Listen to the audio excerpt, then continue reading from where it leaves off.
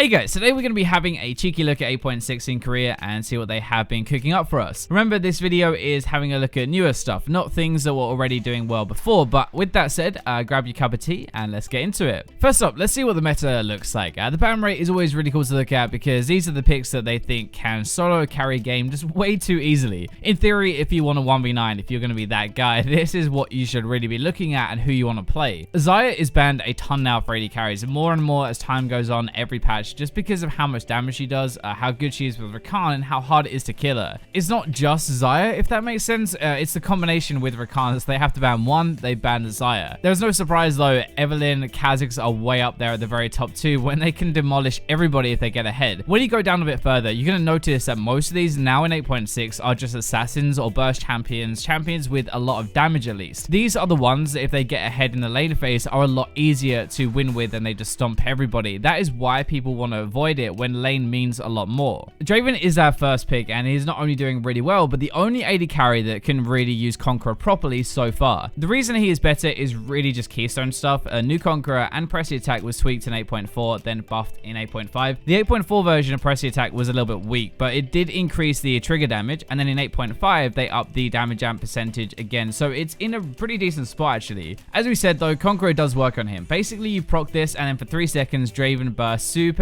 hard with 20% of that damage as true damage. You can't refresh it, which is a bit of a problem, but the idea is that your target is going to die from your burst in those 3 seconds, so you don't need to refresh it. Build is back to crit in Korea. Normally it's Bloodthirst or Infinity Edge first and then the crit build afterwards, plus as we said, either Pressy Attack, bit more standard, or Conqueror and Sorcery secondary. So far in 8.6 he has a really good win rate, like close to 60% at early stages of the game. You can see though he's really dominant early, and that is kind of the idea. That is why you would pick Draven. You know, the weirdest thing actually though is his worst matchup currently in 8.6 in Korea is versus Lucian, who did get a buff in 8.6, so it kind of makes a little bit of sense, but he was supposed to be bad. I guess to sum it up, keystones have got better for him. It lets him kind of unlock his potential a little bit more, and he becomes a real hard lane bully that can stomp a lot easier.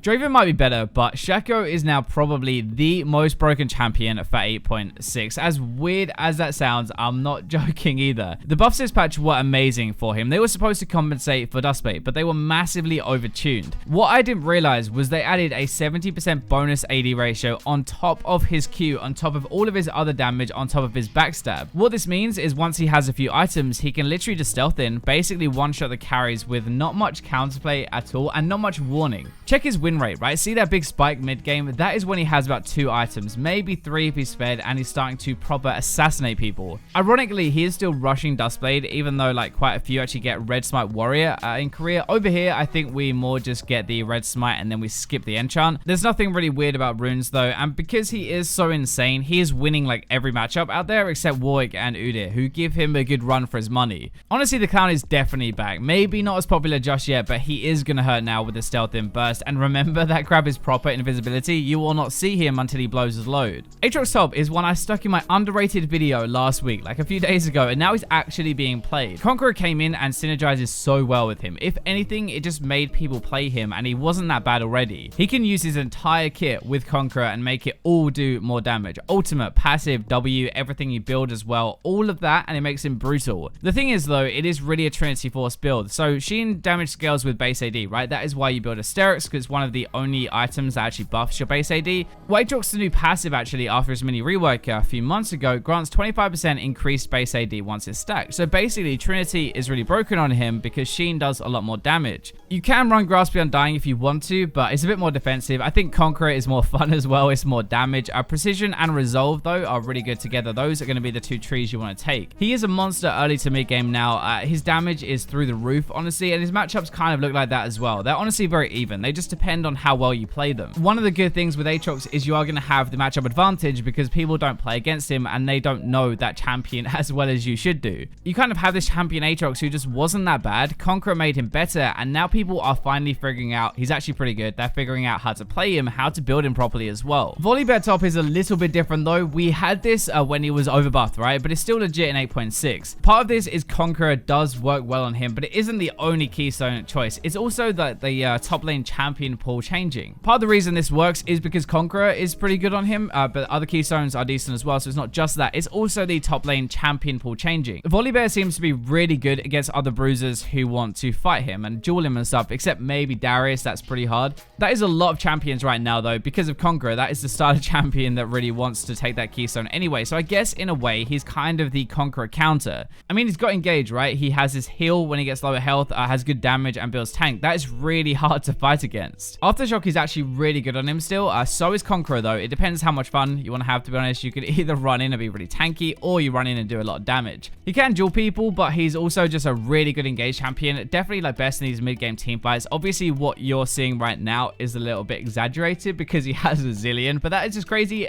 Even without that, he's still good. Overall, it's kind of like another tank choice top lane who has good engage, can destroy some matchups, and even use the Conqueror keystone for a bit more fun. Moving out of the top lane into mid lane now, Talon has been floating around for a while, but seems kind of better after the Dustblade nerfs, which didn't really make sense. To compensate for those Dustblade nerfs, he did get much better bleed damage later into the game, and his ultimate has another 20% AD ratio. A big thing to remember about Talon is that he is normally meta dependent. Sometimes he just doesn't fit with how the game is, but right now he definitely does. He's going to have some rough matchups, but there are a lot of weak mages around for now, and Korea also hard rush Moby Boots every single game, so even if it is a bad matchup, you just run around and kill stuff. Your build, your runes haven't really changed. It's still Dustblade, Ghostblade, Cleaver, so flat arm penetration, and then percentage on top of that with Electrocute. His win rate as well is typical for an assassin, right? Good with the lead, starts to struggle a little bit when others get some defense, but I wonder if that spike in games past 40 minutes is because of the buffs. It would make sense, right? That time frame is when 20% AD ratio means a bit more, and when the bleed damage starts to do more as well. He is a solid assassin though, good for similar reasons to Fizz, I guess, or just an AD version of him really. Definitely feels like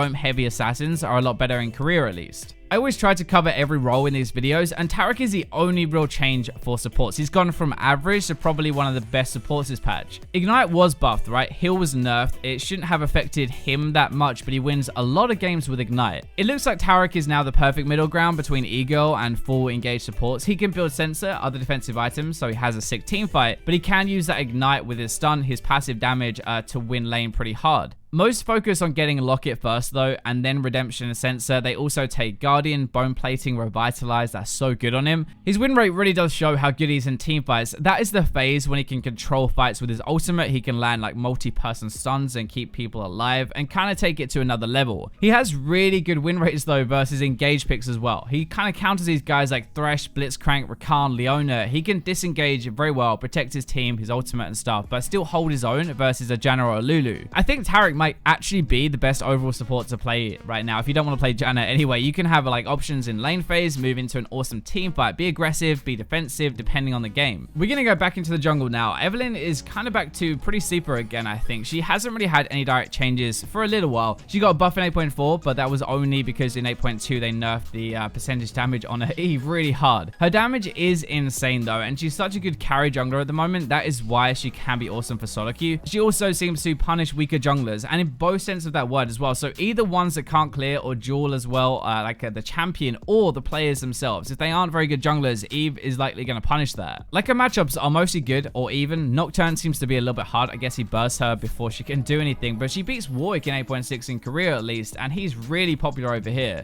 The build hasn't really changed very much. They do get Proto Belt a lot on Evelyn in career though, and Lichbane as well. Moby Boots, of course they do, and then normal runes like Ultimate Hat because you rely on it a lot. The gross thing is this really. In 8.6, she does not fall below a 50% win rate at any single stage in the game, and I don't know if I've ever seen anything like that before. Partly that's because she scales very well. She does a lot of damage. She can carry with that damage, has the ultimate burst and safety with it. I think in the hands of a half decent player, she can demolish games at the moment. Another one we're going to look at is Misfortune AD carry. She's back into the top 5 now for ADs in career and is an awesome early to mid game champion. Her AD growth per level was doubled in 8.6. That sounds better than it is actually. It went from 1 per level to 2. It does help her quite a lot, and it lets her scale into the game just a little bit better. 1 was really low before though. Like Draven is almost at 3. Tristana is at 2.4 AD per level. This brings her up a little bit more, but it's a very different playstyle anyway, right? It's like if you want to play AD but don't really want to play a normal AD champion, you're left with Misfortune. Dustblade and Ghostblade is still very popular at the moment with Arcane Comet, but also Aerie actually. Aerie wins a little bit more. It is still poke builds really, but to be fair, more crit ones are getting a little bit more popular and are also pretty decent. They scale really well with their ultimate. When you hit that 4 item spike though with this lethality build, you're most likely going to fall off compared to a normal crit AD carry, but up until then you do stand a really good chance. That also really shows in matchups. Good win rates versus things like Vayne and Tristana, who she can bully early game, but not so much versus a Draven or a Xayah, who is going to be able to fight her in lane and do a bit more. Misfortune is notorious for being disgusting at lower ranks where you can abuse people with your Q way more. We're going to see how long this lasts for, but she is a lot better.